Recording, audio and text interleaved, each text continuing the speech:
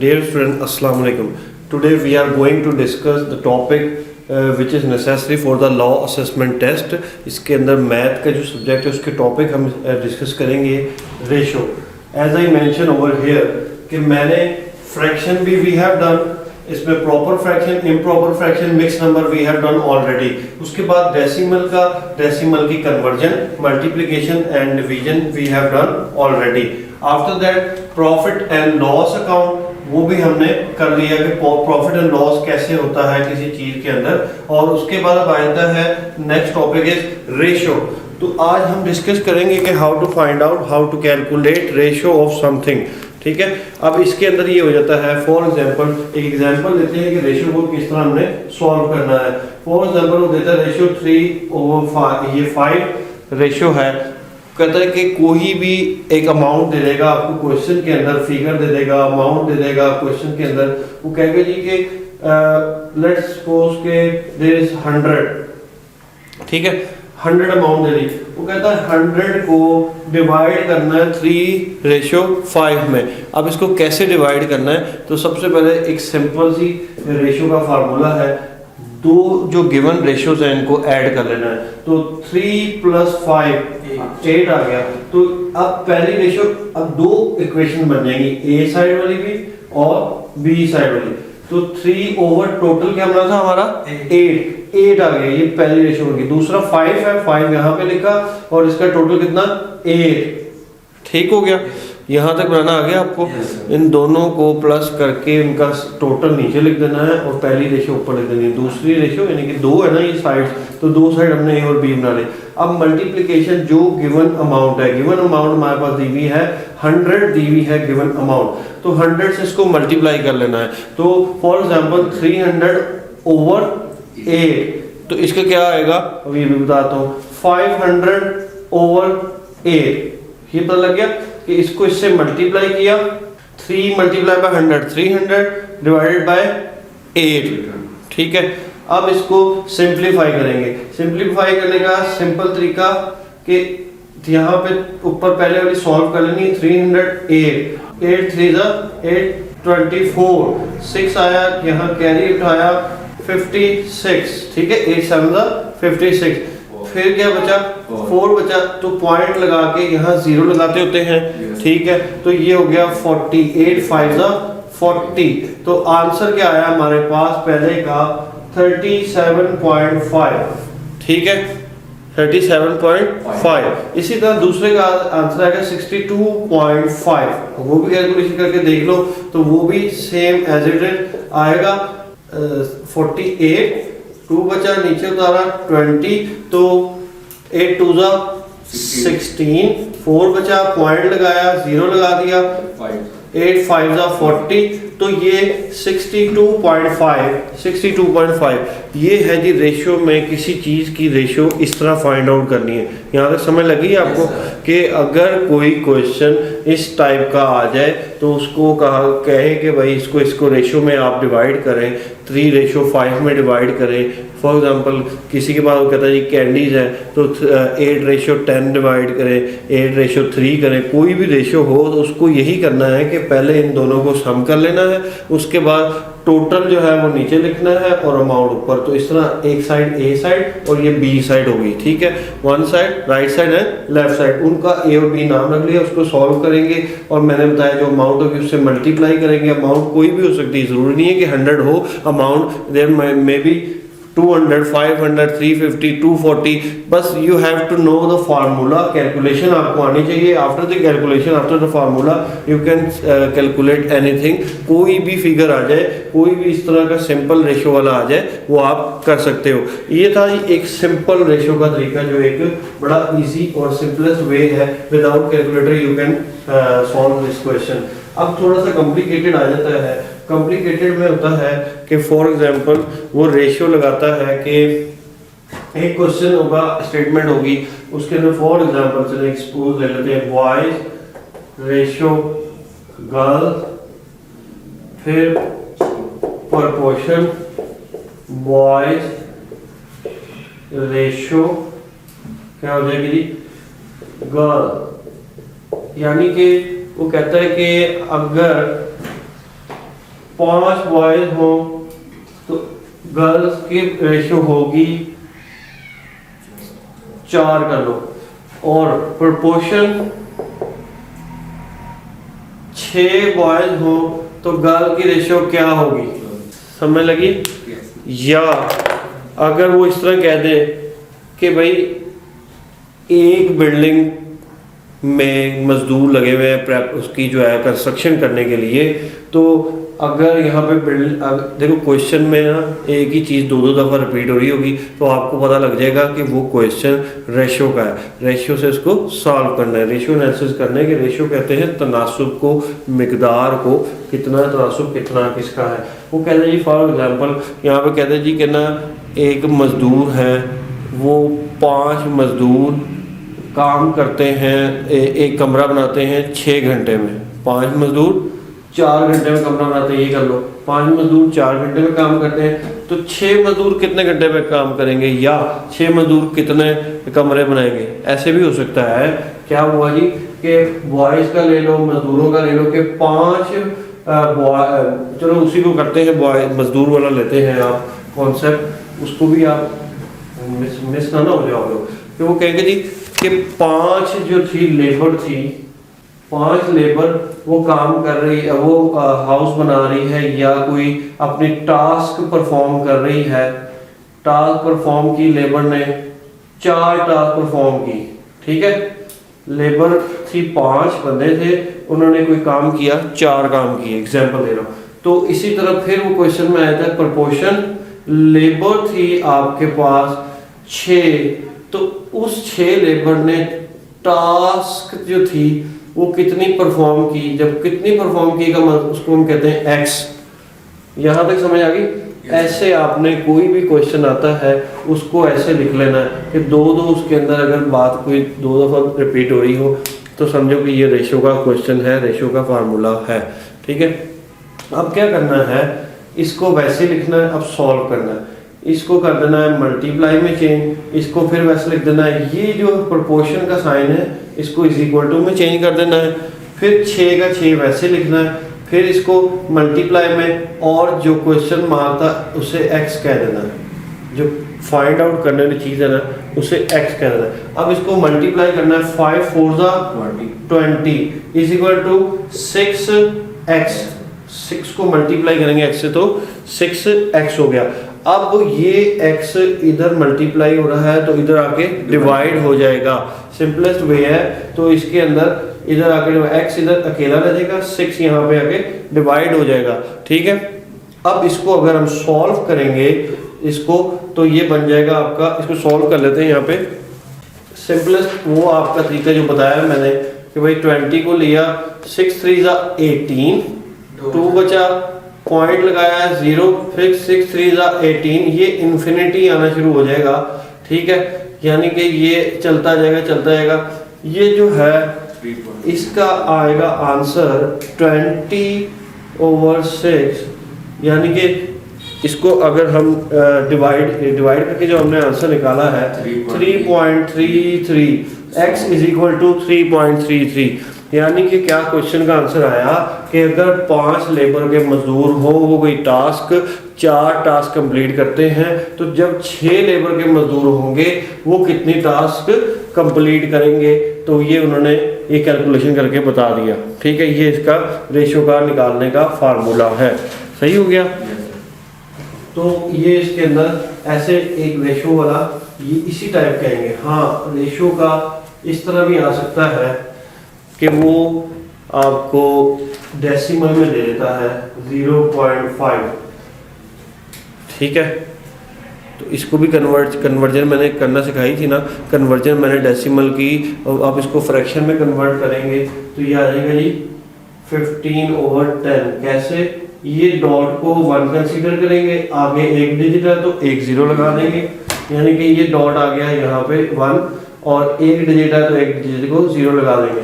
तो अब ये 5 नहीं, ये ऐसे होना है, यानी कि 0.5 इज इक्वल टू 5/10 ऐसे होना है। फिर इसको मजीद सिंप्लीफाई कर लेना है।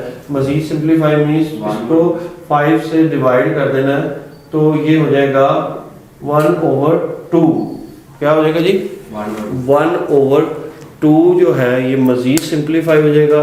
इसी तरह दूसरी साइड की भी निकाल लेनी है और फिर इसको कर लेना आपने। क्रॉस मल्टीप्लिकेशन भी हो सकती है, क्रॉस मल्टीप्लिकेशन से भी आप सम कर सकते हो। जैसे कि आपको बताया था जी अभी लास्ट 5 मल्टीप्लाई बाय 6 रेशियो कोई भी अगर दी हुई है फिगर 7 यहाँ पे आ जाएगा जी 4 मल्टीप्लाई बाय कोई भी आ जाती है 3 या ये तो x है ना, जो फाइंड आउट करा था वो x होता है।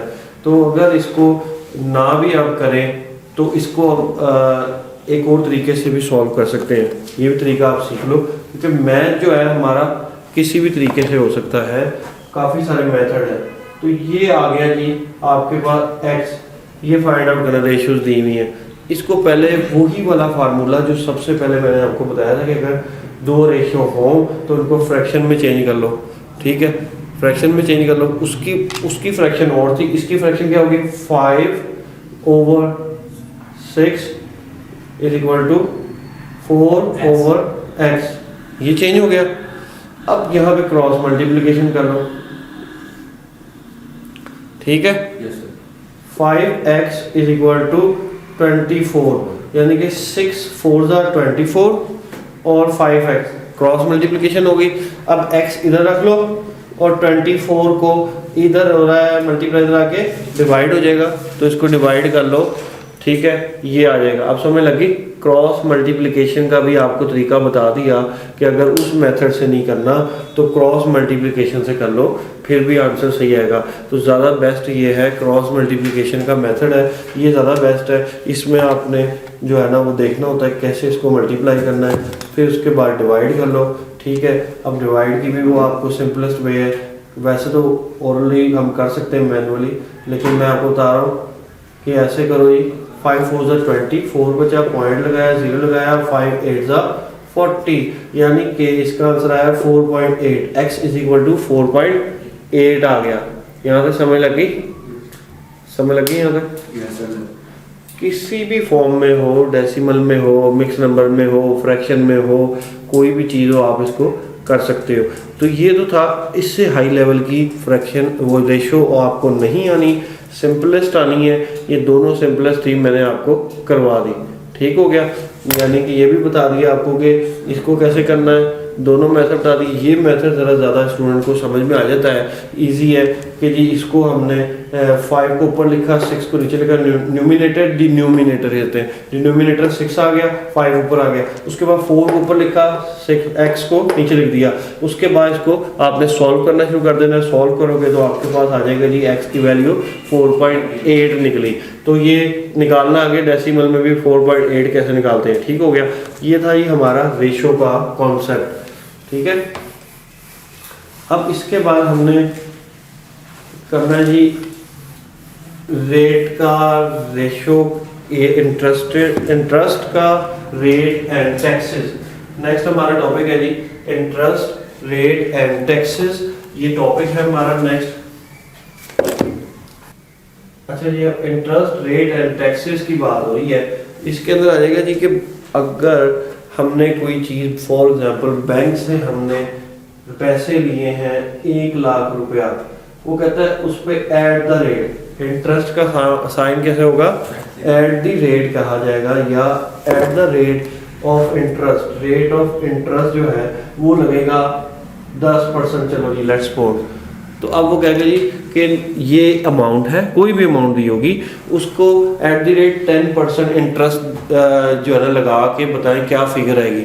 अब अगर तो डिस्काउंट दे रहा है बैंक तो वो माइनस करेंगे ये अमाउंट, अगर बैंक को देना है हमने तो हम ऐड करेंगे। अब इसको क्या करेंगे, मैंने आपको कन्वर्जन बताई थी परसेंटेज की, कि इसको मल्टीप्लाई में ये 10 लिख के तो ये परसेंटेज की जगह पे 100 लगा देते होते हैं, ठीक है। अब इसको सिंपलीफाई करना है नेक्स्ट स्टेप में। ये 20 से 20 नेट ऑफ हो गए। अब हमारे पास बचा 1000 multiply by 10 is equal to 10,000, ठीक है। अब क्या हुआ कि ये रेट निकल आया 10% निकल आया किसी भी 1 लाख अमाउंट का 10% निकल आया, 10% निकालना आ गया। अब 1 लाख जो रियल अमाउंट थी प्लस 10,000 जो रेट की अमाउंट निकली, इसको ऐड करेंगे तो 1,10,000 रुपीज जो है आपका अमाउंट निकल आ गई। दिस अमाउंट क्या होगी, ये अमाउंट निकली है रेट प्लस इंटरेस्ट प्लस जो प्रिंसिपल अमाउंट थी। ठीक है, फार्मूले यहाँ पे इसलिए लिखवा रहा कि डिस्टर्बेंस ना हो जाए, सिर्फ सिंपल बता रहा हूँ कि प्रिंसिपल अमाउंट थी जो मेन अमाउंट, उसके ऊपर रेट कितना लगा था वो हमने निकाल लिया। अगर तो बैंक को पे करना है तो हम करेंगे रियल अमाउंट और उसके अंदर ऐड कर देंगे जो हमारी परसेंटेज निकली है, रेट निकला है, रेट की जो हमारी अमाउंट निकली है वो 10,000 निकली है। रेट की अमाउंट कितनी निकली जी हमारे पास 10,000 निकली। अब 10,000 को ऐड करके अब हमने वो अमाउंट 1,10,000 जो है वो बैंक को रिटर्न करनी है। ठीक हो गया। अगर वो कह दे कि ये 1 लाख ही है, इस पे एट द रेट 10% ही रख लेते हैं, एग्जांपल दे रहा हूं, वो आपको डिस्काउंट हुआ है या कंसेशन हुई है या लेस हुआ है, तो फिर क्या होगा, तीनों चीजें कोई भी, तो फिर यही कैलकुलेशन ऐसे ही होगी, मल्टीप्लाई बाय 10 ओवर 100, ये कटिंग करेंगे तो ये अमाउंट आ जाएगी 10,000। अब कोई भी हो सकती है, जरूरी नहीं है कि 1 लाख ही हो, 2 लाख हो सकता है, 50,000 हो सकता है, 2500 हो सकता है, 25,000 हो सकता है, कोई भी एनी फिगर हो, फार्मूला यही रहेगा, परसेंटेज भी चेंज हो सकती है। ठीक है, अब ये अमाउंट निकाल ली, तो अब हमने उसने अगर लिखा है डिस्काउंट, उसके बाद कंसेशन लिखा है, फिर उसके बाद जो है कंसेशन के बाद वो लिखता है जी लेस करना है, तो आपने 1 लाख जो प्रिंसिपल अमाउंट है उसमें से जो कि हमने डिस्काउंट कंसेशन वाला रेट निकाला है, अब ये रेट माइनस होना है, तो रेट माइनस होके आंसर आया हमारे पास 90,000। अब अमाउंट अगर क्वेश्चन में इस तरह का आ जाए, डिस्काउंट देना है एट दी रेट, तो वो क्या होगा, लेस होगा। अगर वो कह रहे हैं कि जी बैंक को हमने देना है, पे करना है विद इंटरेस्ट, तो विद इंटरेस्ट क्या है, इंटरेस्ट रेट एंड टैक्सेस, तो ये है अमाउंट। इसी के नाम चेंज कर लो कि ये रेट जो है इसको टैक्सेस की सूरत में इतने % टैक्स देना पड़ेगा, आपकी इतनी इनकम है उसके ऊपर इतना % टैक्स देना पड़ेगा, तो परसेंटेज जो दी होगी उसको फ्रैक्शन में चेंज कर लेना। 10% है तो उसको फ्रैक्शन में चेंज करना, 20% है, 15% है, कोई भी उसे फ्रैक्शन में चेंज करके बाकी रियल अमाउंट के साथ उसे मल्टीप्लाई करके सिंप्लीफाई करके अमाउंट जैसे मैंने यहाँ निकाली है, अगर तो देना है तो ऐड करेंगे, अगर कंसेशन है, डिस्काउंट है, लेस है, तो वो माइनस करेंगे, सब्ट्रैक्ट करेंगे। अगर मैं आपको इस तरह लिखवाऊँ जी कि principal amount multiply by rate, ठीक है, उसके बाद जो आंसर आएगा उसमें से वो कह दूँ जी कि प्रिंसिपल अमाउंट से माइनस कर देनी है जो है रेट वाली अमाउंट, उसके बाद जो वो अमाउंट आएगी उसको ऐड कर देना, इस तरह आप लोग परेशान हो जाओगे। ये सिंपल सा मैंने आपको समझा दिया कि प्रिंसिपल अमाउंट में से जो रेट वाली अमाउंट है, अगर तो इंटरेस्ट पे करना है, टैक्स पे करना है, और क्या कहते हैं कोई रेट पे करना है, जैसे गवर्नमेंट कहती है कि भाई आपकी अगर इनकम टैक्सेबल इनकम है, एनुअल इनकम आपकी अगर 5 लाख से ज़्यादा है, तो आपके ऊपर फॉर एग्जांपल 4 लाख से ज़्यादा है या 5 लाख एनुअल इनकम है, तो उसके ऊपर आपको इतने % टैक्स पे करना पड़ेगा। ठीक हो गया। तो जब टैक्स का आ जाए तो पे करना पड़ेगा। तो अगर वो आपके पास कल को आप लोग जाते हो कोर्ट्स की प्रैक्टिस करने, तो उसके अंदर आपके पास यही चीज़ें आएंगी। अगर टैक्स की प्रैक्टिस करते हो तो रेट आपको यही पता लगेगा, या आप जो है अगर किसी का कोई भी कॉन्ट्रैक्ट लिख रहे हो उसमें रेंटल एग्रीमेंट है, वो कहेगा जी हर साल 10% इंक्रीमेंट होगी, 5% इंक्रीमेंट होगी, 7% इंक्रीमेंट होगी एनुअल रेंट में। तो वो इंक्रीमेंट का मतलब होता है ऐड कि भाई इस साल अगर किराया 1 लाख है तो अगले साल बाद किराया 1,10,000 होगा, उससे अगले साल 1,10,000 का फिर 10%, 3 साल के लिए कॉन्ट्रैक्ट अगर हुआ है तो इस तरह आपको निकालना पड़ेगा इंटरेस्ट रेट एंड टैक्सेस। इसलिए मैथ पोर्शन लॉयर के लिए बहुत ज़्यादा इंपॉर्टेंट पोर्शन है, प्रैक्टिकल लाइफ में भी, प्रोफेशनल लाइफ में भी और वैसे भी। अब मेंटेनेंस वगैरह आ जाता है, या अगर किसी शेयर्स निकालने पड़ जाते हैं लीगल हेयर्स के, विरासत के कानून में शेयर्स निकालने पड़ जाते हैं, या अगर बच्चे का खर्चा मेंटेनेंस का है, जैसा आप ऑर्डर कर देते हैं कि जी 25% इसकी इंक्रीमेंट होगी, अभी जो है 7,000 या 10,000 या 5,000 पर मंथ बच्चे को बाप ने देना है, बच्चा छोटा है, बच्चा माँ की कस्टडी में रहेगा, तो फिर ये आपको मैथ भी आना चाहिए थोड़ा बहुत, ताकि आप वहाँ पे कैलकुलेशन कर सको। विरासत के कानून में पूरी फुल फ्लैज शेयर निकालना आपको आने चाहिए, वो फ्रैक्शन में आएगा, जैसे फ्रैक्शन समझाई थी तो वो उसी तरह निकलेगा फ्रैक्शन के जरिए कि 1/8 जो है वो बेगम का है या माँ का है, ठीक है, 1/2 वो है बहन का है, और जो है हाफ हिस्सा बहन का होता है, ठीक है, और टोटल फुल जो है वो भाई का है। तो इस तरह करके शेयर्स उसमें आपको निकालने आएंगे, तो वो फ्रैक्शन वहाँ पे आपको काम आएगी, ठीक है। अक्सर स्टूडेंट पूछते हैं सर हम लॉ करने जा रहे हैं, मैथ का क्या कॉन्सेप्ट हो? भाई आपको लॉयर बनने के लिए एट ए टाइम डॉक्टर भी बनना पड़ेगा, इंजीनियर भी बनना पड़ेगा, अकाउंटेंट भी बनना पड़ेगा, आपको क्रिमिनल माइंड रखना भी पड़ेगा ताकि क्राइम्स को आप डील कर सको। तो आप मैथमेटिशियन भी बनना पड़ेगा आपको, अकाउंटेंट तो बनना ही है, मैथमेटिशियन बनने के लिए, क्योंकि आपने शेयर निकालना है। आपने अपने जो है, आज भी मैं कोर्ट में पेश हुआ तो वहाँ पर उन्होंने कहा जी कि हमारे जो इतना मेंटेनेंस खर्चा बनता था इन्होंने कम दिया, हमने कैलकुलेशन की। इट्स मीन कि उनके लॉयर ने कैलकुलेशन की, मैथ आती थी तो कैलकुलेशन कर सकोगे ना आप, इसलिए ये बहुत ज़रूरी फैक्टर है आपका, इम्पोर्टेंट है। तो अभी आज के लिए सिर्फ जो है वो 2 टॉपिक हमने डिस्कस किए, रेशो और इंटरेस्ट रेट एंड टैक्सेस के, ठीक है। बाकी 2-3 टॉपिक रह गए हैं, एलसीएम और एचसीएफ है, मेजरमेंट है, बैंकर डिस्काउंट है, वो हम नेक्स्ट लेक्चर्स में अपना इसको करेंगे, डिस्कस करेंगे। अब इससे रिलेटेड अगर आप लोगों को कोई क्वेश्चन है तो यू कैन आस्क कि भाई यहाँ से सर समझ नहीं आई, kindly repeat it, revise it, कि भाई कोई चीज़ क्लियर नहीं है।